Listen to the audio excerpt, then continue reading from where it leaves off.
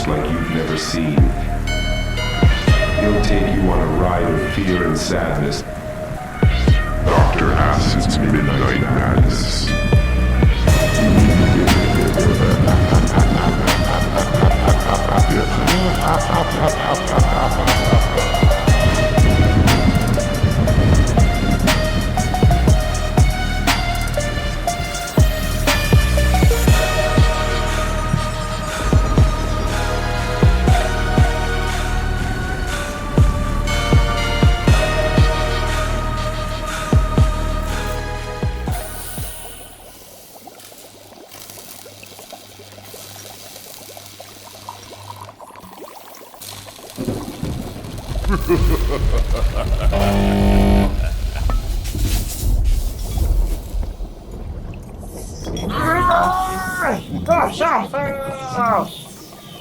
I made it!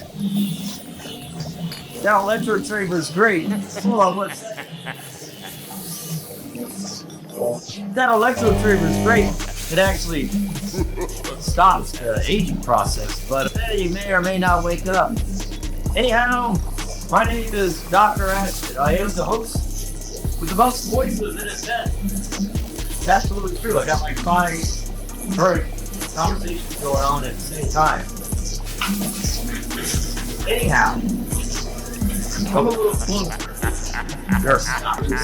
I've got a terrifying and traumatizing tale of terror for you tonight.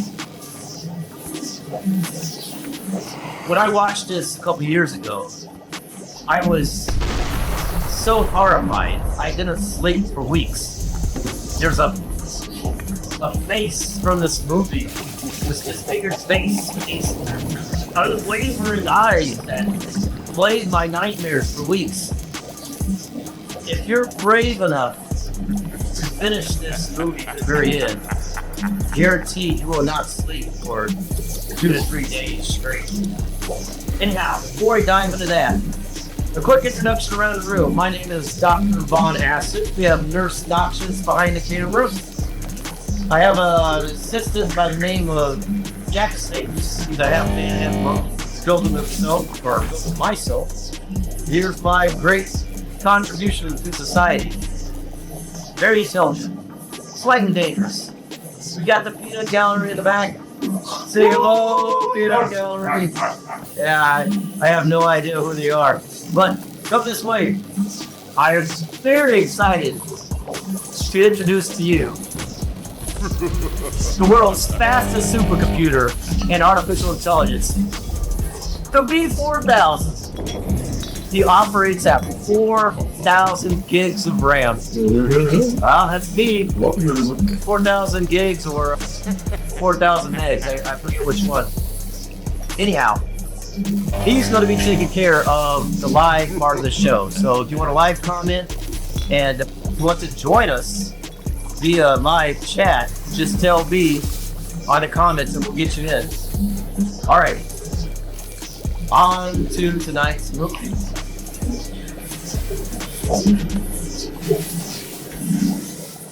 I have here the description for tonight's film.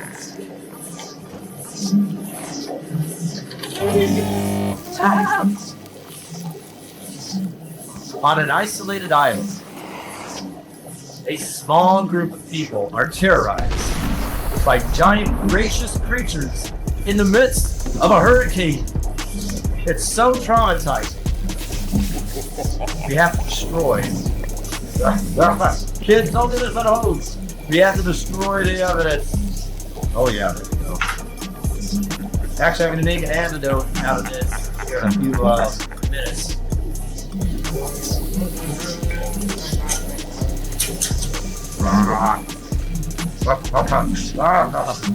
All right. Let's start this movie. B4000. Let's do it. Let's bring us to this ultimate mission.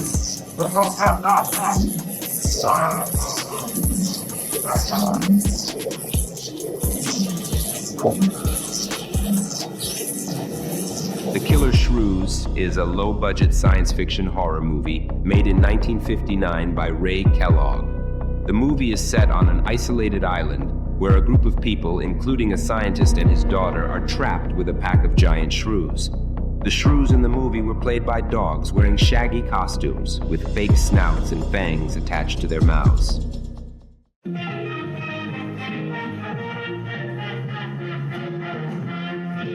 Those who hunt by night will tell you that the wildest and most vicious of all animals is the tiny shrew. The shrew feeds only by the dark of the moon. He must eat his own body weight every few hours or starve. And the shrew devours everything. Bones, flesh, marrow, everything.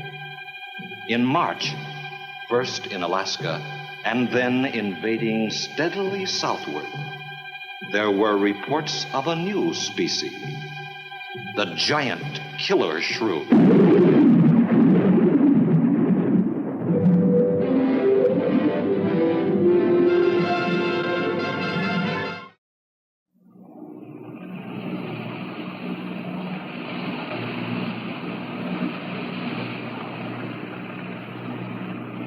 Sure is a lot of quiet out there. Almost smell it, can't you? No, but I can feel it. The pressure's dropped so fast, it's almost made my ears pop. Hurricane's got different ways of telling you it's there. Where is it? Dead ahead. What's that mean to us? Puts our port right in the middle of it.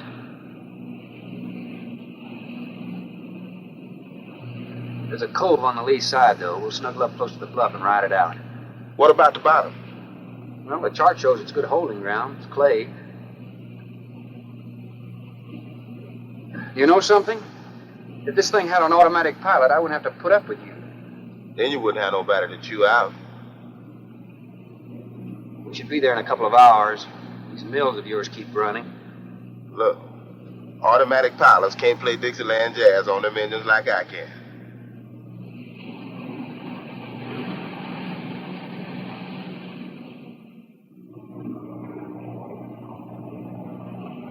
Hey, Rook. Rook, come here. Take a look. There she is, dead ahead.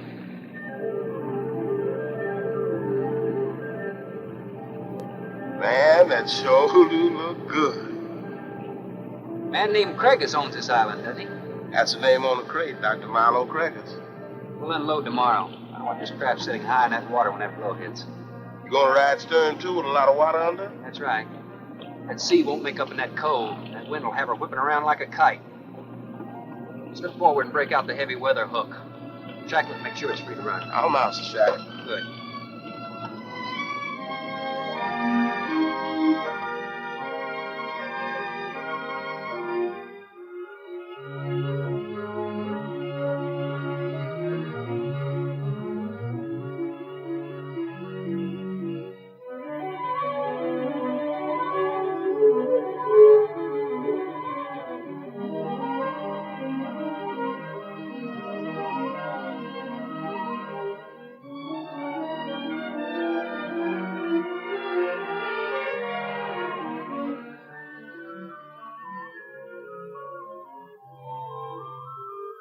Oh, she'll ride like a duck. If she swings too far to starboard, we might have to take a check line to shore. Hey, Rook, take a slant up that trail. Now, that's a rather strange setup, wouldn't you say? Like somebody's getting rid of somebody, huh, Captain? Maybe. Hard to tell.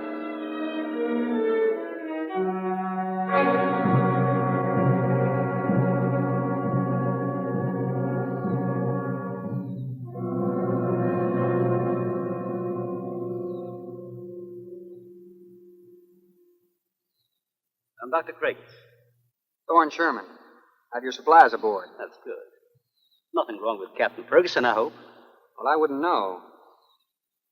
I just bought his run. Oh, I see. Were you able to fill our order? Everything on the list.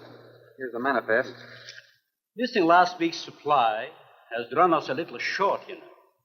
Captain, after you have unloaded, I have a passenger for you. And Captain Sherman, this is my daughter, Ann Craig.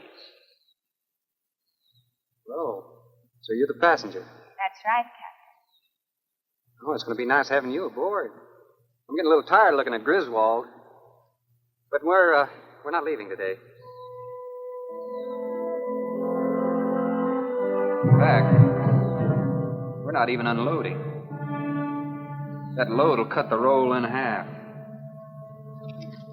You expecting an invasion? Yes, animals. Game or otherwise? Under certain conditions, it could be dangerous.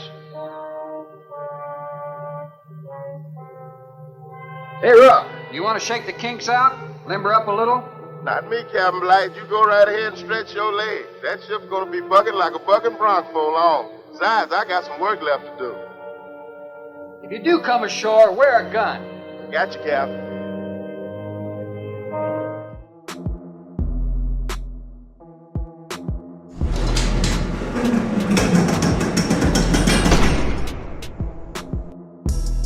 Now we're going to vote the presence of a poltergeist. I've used 3 methods in the past, and each have yielded great results. One of them is the invocation of Bloody Mary. The second one is reading aloud some verses from the Necronomicon of the Cthulhu Lexicon. And 3, using a Ouija board to invite the presence of a spirit into your house.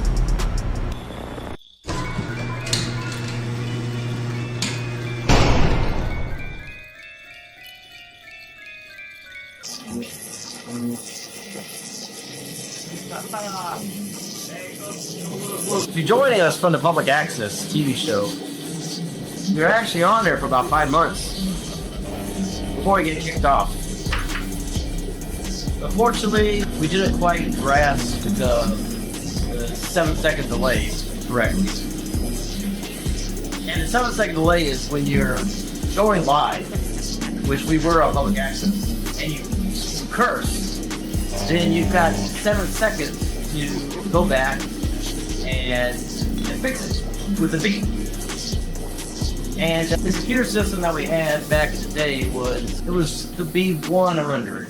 Running at 100 gigs of RAM, you couldn't quite get the beat correct.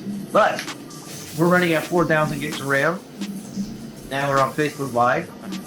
If I say the word shit, that beat that you just heard, that is the 7-second delay working. You're a beat instead of profanity. All right. I think I heard a knock on the door, and I believe that is the mailman. So we'll go back to the movie, and I'll check the front door and see what kind of mail we got. So you say shit or not?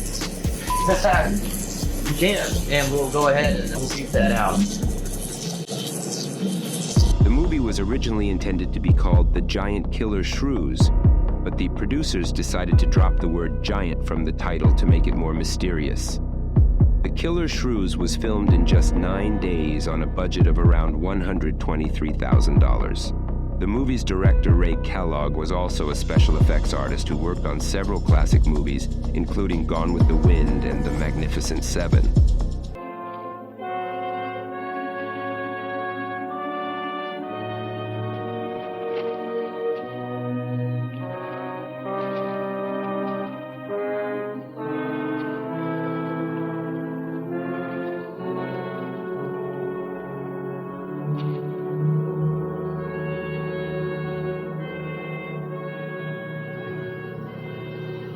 When I told you about the hurricane, you act like you didn't know anything about it. What's the matter? Your set broken down? You've been out of communication for more than a week, Captain. Can't it be fixed? It's totally out of commission. My assistant, Mr. Farrell, Jerry Farrell.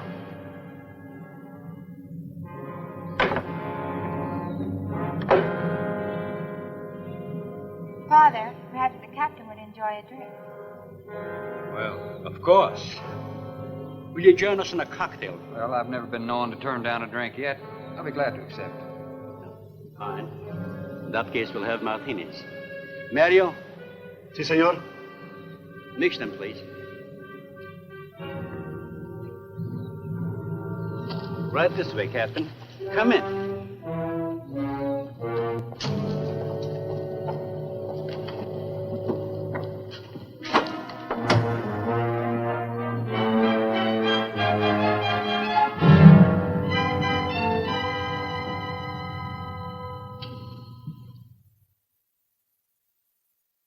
You have everything here you need? We are self-sufficient here. We have cows for fresh milk and chickens for fresh eggs. We even have saddle horses. Sort of a world all your own. That's exactly what I've tried to create. Well, to each his own. If you have to be isolated for your work, you picked a lonely little island. Excuse me, please. I think I'll change.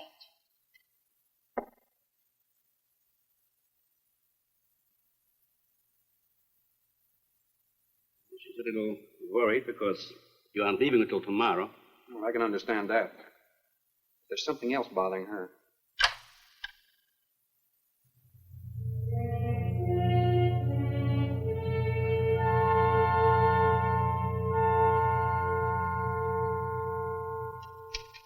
Radford?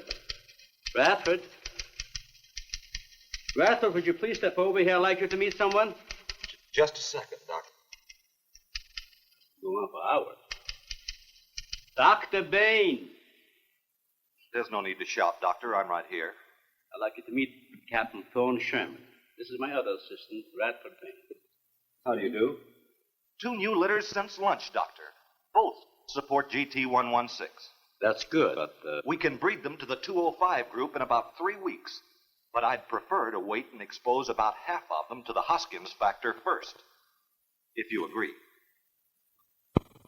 Good idea. Do you know there's a hurricane coming? Well, I don't suppose there's much we can do about that. Glad to meet you. Sherman, wasn't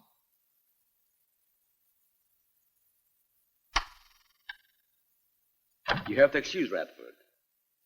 Anything that does not concern his project does not get through to him. Brilliant mind. He would start at it if someone didn't remind him to eat. Must be very interesting work. What's his field? Biology. He specialized in genetics, heredity. I'm afraid my interest doesn't run in that line, Think what would happen if you could isolate and identify the inherited factor in each gene. Now, wait a minute. I'm afraid I'm not very good with pure research. This is practical research. Generally, among mammals, the smaller the size, the higher the metabolism and shorter the lifespan. Is that right? Well, I'm attempting to decrease the size while maintaining a low metabolism and resultant a longer lifespan. What reason? Overpopulation. Not a problem now, but it will be in time. If we were half as big as we are now, we could live twice as long on our natural resources. Father, may I speak with you a moment? Will you please excuse us, Captain? Well, providing you drop the captain. I prefer Thorne. No.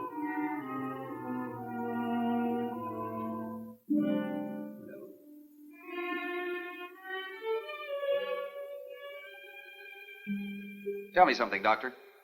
Has a hurricane ever hit this island before that you know of? I wouldn't know. You've only been here 9 months, and this place has been unoccupied for years. Well, have you ever been through one? Only the fringes. Well, this one's building up very fast. Pressure drops very quickly in the center. I'd advise you to get some doors and windows open in this place. Ventilators on the roof. And if you'll freshen Anne's drink, I'll go and check them. I'd be happy to. Thank heavens you arrived today. Why, are rations getting short? No, it's more than that. Much more. We'll surely be able to sail tomorrow, won't we? Possibly. But not probable.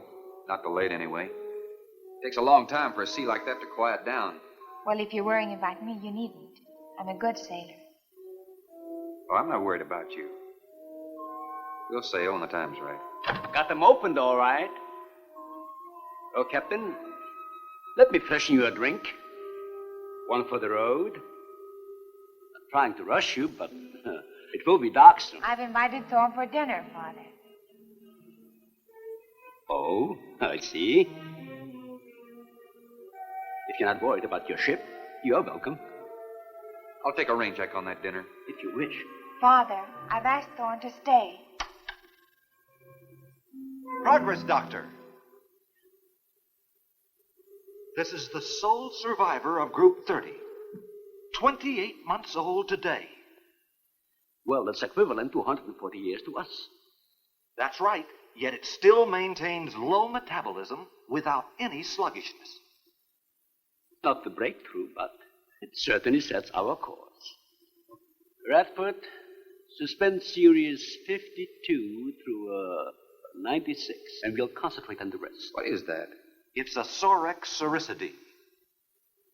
Looks like a small rat. Smells like a skunk. They have musk glands in their knees. These little fellows are our subjects. They have a birth cycle of 10 to 14 days. And using them, we can establish traits. We can trace the progressions through a number of generations over a short period of time. Well, how big do they get? That's an adult. See, their muzzle is longer and thicker than the rat's. It extends over the lower mandible, see? Does he bite? Only when he's hungry. Well, maybe you better take him. He doesn't know me. All he knows is his next meal. He's just been fed. He'll be all right for another 8 hours. The shutter blew open. Bradford? I got it, senor. Let that scare you? It's going to get worse. Storms always frighten her, ever since she was a child.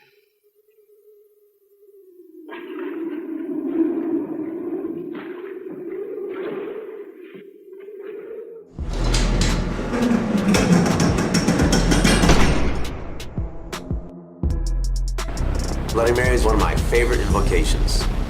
Legend has it she was a witch that lived more than 100 years ago that was caught by the village, tied to a chair in front of a mirror. The villagers each took turn cutting her face with a knife while she watched herself bleed to death.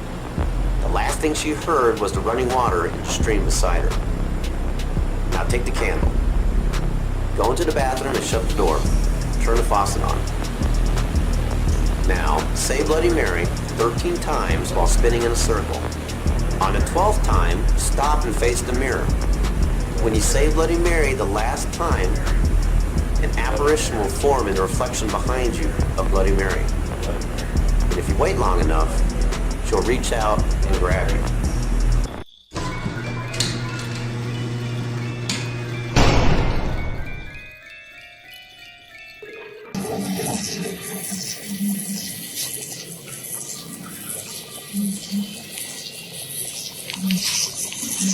Hi, Jonathan. Show you something. I just got this in the mail. It says, "Do not return to sender." There's no return address. Very interesting. A note on the back. It says, "Dear Dr. Haskell, I know you collect weird things. Here's something unusual from the Philippines. Can you guess what it is?"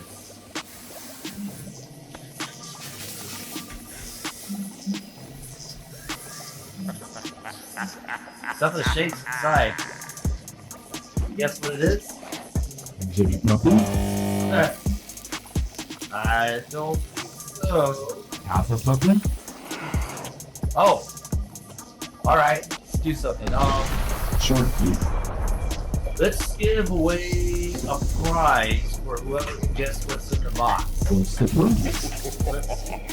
Is it nothing? It's not going to be a Is it a half of nothing? half.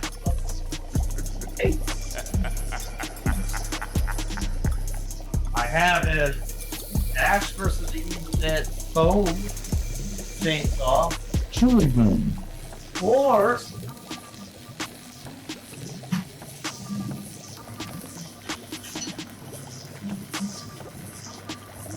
a death Furby. It's a sword. Alright. You can guess what's in the box. You could get a Ash Evil Dead full chainsaw or a Death Birdie. Right? Yeah. Okay, go ahead. Got that right. Alright, put that right there. Alright, box here. You go to the movie. Side, start a list. Get that. Alright, let's go back to the movie.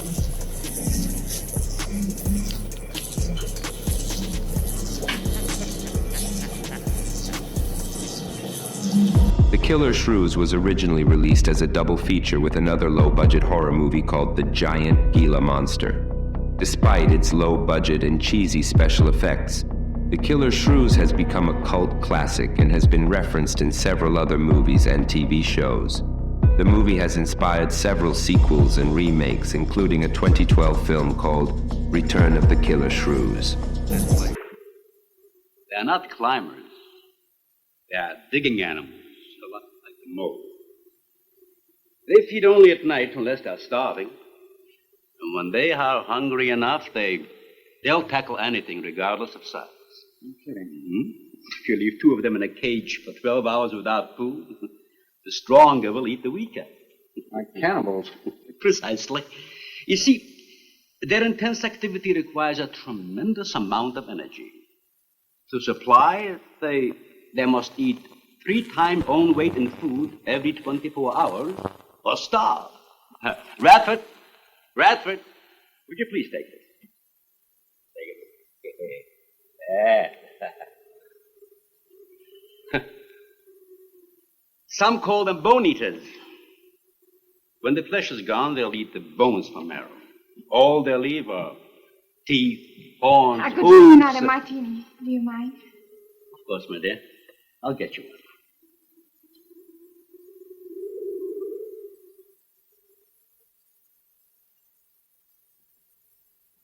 Huh? Mario? Aquí, por favor. Mario will show to the bath. He will freshen up a bit. Lleve el señor al baño. Sí, señor. Sígame, por favor. Excuse me.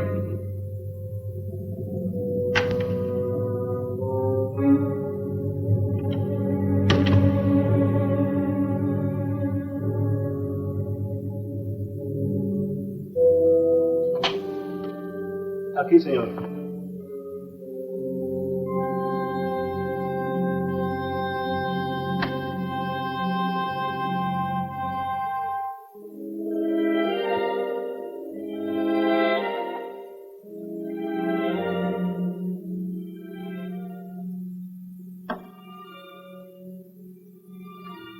You got a problem too?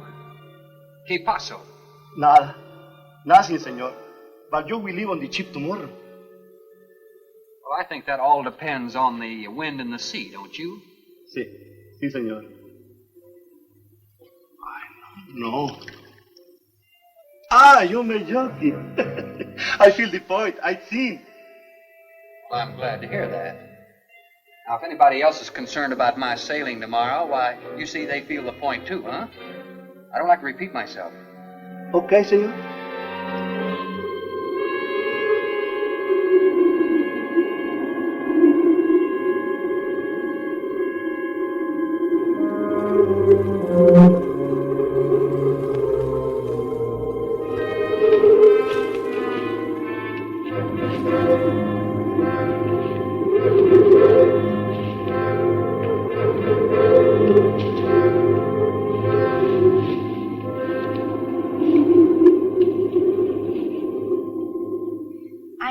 But I'm not saying that you created them, Jerry. I am saying that because of your drunken stupidity in leaving the cage door open, you created the horrible situation that now exists. Look, Ann, this is a mistake any one of us might have made. I'm getting a little sick of being called an irresponsible drunk. Now, believe me, I am.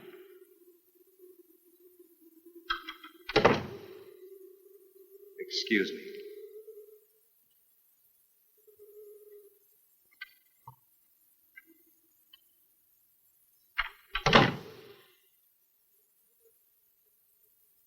Care for a cigarette? And thank heavens you arrived today. You said that before. What's the strain? That don't make sense. Please excuse me. But it seems like everything is coming to a head at once. I want to leave, but I want my father to go with me. Well, then, why doesn't he? We discussed it many times, but he's adamant. I'm sure Jerry has a lot to do with his decision. He tried to convince me that the crisis will only last for a few...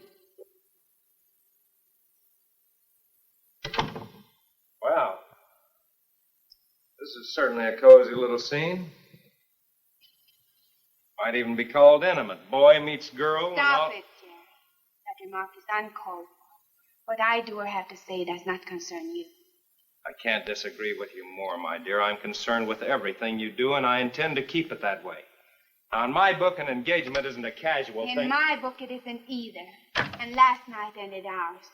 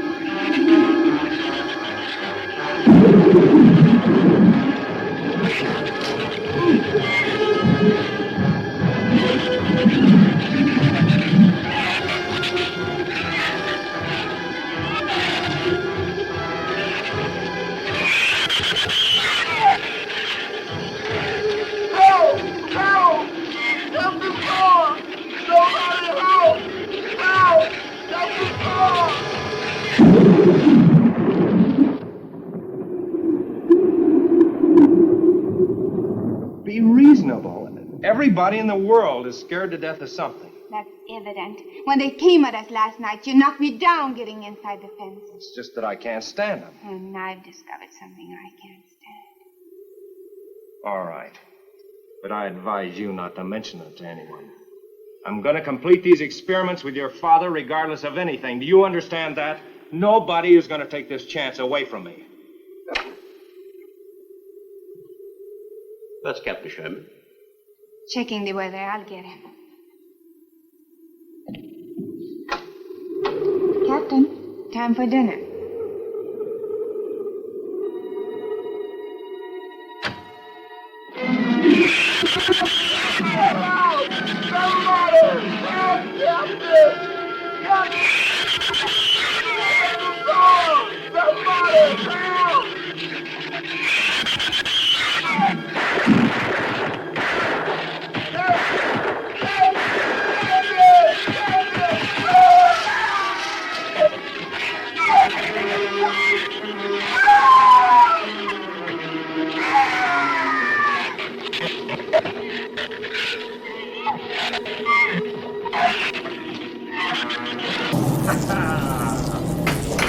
Wow. I am completely amazed that you made it through that movie. That was completely nightmarish. It was horrific. How many people died? I don't know. But congratulations for making it. All right. Join us tomorrow night. And with that, I will see you next time. Good night.